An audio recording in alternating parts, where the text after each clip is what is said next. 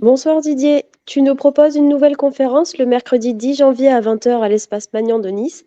Peux-tu nous expliquer pourquoi tu as décidé de nous proposer cette troisième soirée? Afin de boucler la boucle et conclure une trilogie personnelle. Comme vous le verrez les amis, cette nouvelle conférence se veut encore plus profonde, encore plus intime, encore plus personnelle. On peut trouver sur YouTube ou sur Internet des milliers de conférences ou de cours passionnants. Je ne veux pas être un de plus. Je veux vous partager un récit, une odyssée personnelle de plus de 40 ans de recherche spirituelle. Une seule année sépare ces trois conférences. Ça peut paraître court, mais lorsqu'on est dans une recherche spirituelle profonde, sincère, c'est tous les jours, tous les instants que la vie nous reflète ce miroir, ce que nous avons à comprendre pour progressivement mettre de côté notre personnage, notre ego, et laisser le plus de place possible à notre partie divine qu'on peut appeler l'âme. Tu as décidé de donner à cette conférence un titre assez original, De la myopie à la clairvoyance. Peux-tu nous donner la raison de ce titre? Je tenais à ce que ce soit un témoignage très personnel et non une conférence mentale de plus sur la spiritualité. Comme tu le sais, j'ai développé très jeune une forte myopie qui n'est pas arrivée par hasard, en tout cas pas à ce stade de développement. Cela signifie que le petit Didier que j'étais s'est senti en danger et donc a mis en place un système de protection inconscient. Ce qu'il ne savait pas, c'est qu'il garderait à vie cette blessure de rejet qui allait donc impacter toute sa vie future, sauf à entreprendre un travail sur lui pour dépasser cette blessure et se reconnecter à son cœur, à son âme, à son divin. Depuis plusieurs années que j'accompagne des personnes en séance énergétique, j'ai compris que quel que soit l'âge, les blessures ne guérissent pas totalement. Elles peuvent s'atténuer avec un certain travail de développement personnel ou émotionnel, mais elles seront toujours là, prêtes à ressurgir lors d'une épreuve difficile. Pour comprendre l'esprit que je veux vous partager lors de cette soirée, cette myopie m'est venue suite à un ressenti de peur vis-à-vis de mon papa. Je dis bien un ressenti, c'est donc tout à fait personnel, je ne fais pas de lui le coupable, c'est bien mon ressenti, et que grâce à un travail entrepris notamment ces dernières années avec des amis médiums, je me suis reconnecté à ce papa défunt et réconcilié avec lui. Il est devenu mon guide et m'aide désormais dans mes séances énergétiques, d'où le titre de la myopie à la clairvoyance ou comment passer de la peur à l'amour. Est-ce que tu vas garder le format de conférence pour cette soirée, c'est-à-dire alterner entre conférences, classiques et chansons? Oui, pour plusieurs raisons. Tout d'abord, mon métier de formateur m'a appris que personne ne peut maintenir un état de concentration pendant 2 heures. C'est impossible. Les chansons sont comme des pauses. Elles permettent de synthétiser ce qui vient d'être dit, de donner de l'émotion, de s'adresser au cœur des spectateurs et non à leur mental.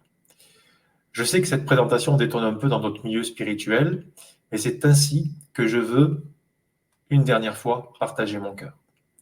Je précise aussi, pour tous ceux qui n'ont pas encore écouté les replays ou assisté aux précédentes conférences, donc conférence, hein, c'est pas une faute, c'est une contraction de conférence et concert, conférence. Donc je m'appuie sur des vraies chansons et des artistes de variété française ou internationale, comme Emmanuel Moire, Florent Pagny, Grégoire, en passant par Serge Reggiani ou Joss Groban. Bien sûr, et comme toujours, mon vieux complice Christophe Croc, coach vocal professionnel, sera à mes côtés pour m'accompagner dans ce nouveau challenge. Peux-tu nous dire comment tu as structuré ta présentation? En effet, j'aime donner une structure à mes conférences. C'est mon côté universitaire. J'ai une formation universitaire. J'ai fait des études dites supérieures.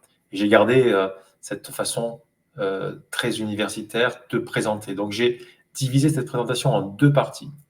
Une première partie au cours de laquelle je vais revenir sur l'incarnation de l'âme dans le corps et donc revenir sur le choc ressenti de passer d'un état d'amour inconditionnel à un monde de dualité et d'amour conditionnel.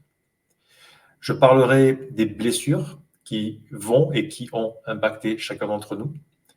Puis, comment, grâce à l'amour d'une grand-mère, d'une rencontre amoureuse, d'une personne, un grand-père, un oncle, nous pouvons commencer à réouvrir notre cœur et construire une nouvelle vie qui nous permettra de révéler en nous ce que j'appelle le héros, c'est-à-dire le meilleur de nous-mêmes, c'est-à-dire d'être connecté à notre âme et plus à notre mental limité. Enfin, j'expliquerai ce que sont les épreuves et comment elles vont nous permettre de révéler ce héros que nous sommes déjà au fond de nous.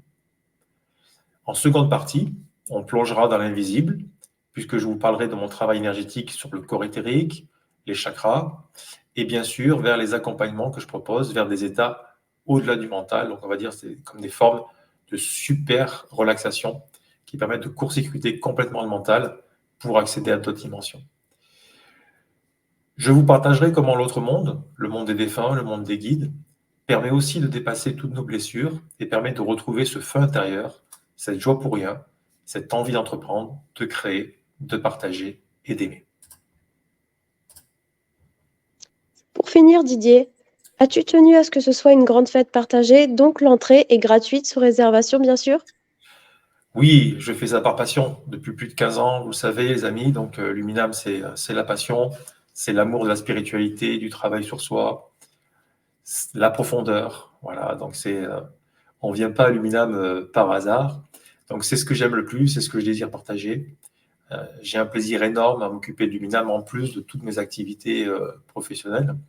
Donc, pour moi, l'idée, c'est de transmettre cette passion pour la spiritualité, pour la vie, pour le travail sur soi, pour nous permettre à tous de devenir des meilleurs hommes, des meilleures femmes, des meilleurs maris ou des meilleures femmes, un meilleur papa, une meilleure maman. Donc, ce sera une soirée de fête pour la nouvelle année. Donc, vous savez que ça va se passer dans la grande salle de spectacle de Magnan. Donc là, on a la chance également d'avoir cette magnifique salle que je vous montre, une salle de spectacle magnifique avec régisseur, danseuse, son et lumière. Donc ça va être vraiment très, très sympa. Voilà, donc je vous invite, les amis, donc le mercredi 10 janvier 2024 à 20h à l'Espace Magnan à Nice pour venir danser, chanter, pleurer aussi avec moi, pleurer d'émotion. Voilà, tous les détails sur le blog, tous les détails donc sur le blog de Luminam, sur Facebook. Envoyez un mail à l'association contact@luminam.fr. Voilà, merci les amis, à bientôt. Venez nombreux, à plus tard.